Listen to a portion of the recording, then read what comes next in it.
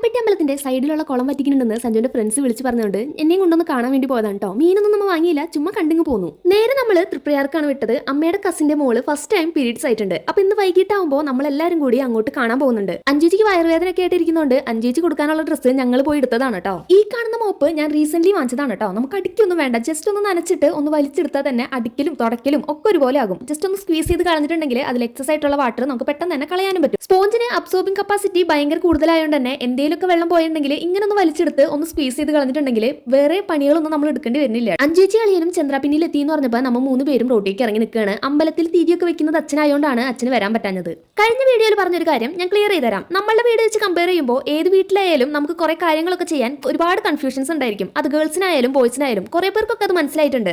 അല്ലാതെ ഇവിടെ ആരെങ്കിലും എന്തെങ്കിലും എടുത്ത് കഴിക്കുമ്പോൾ കയ്യുമ്മ പിടിച്ചിട്ട് അത് കഴിക്കണ്ട എന്ന് എന്നോട് പറയാറില്ല. ഇതാണ് സഞ്ജുവിന്റെ അമ്മൂമ്മയും മേമയും പാപ്പനും മക്കളും ഒക്കെ. പിന്നെ ഫുഡൊക്കെ കഴിച്ച് നമ്മൾ തിരിച്ച് വീട്ടിൽ പോയി.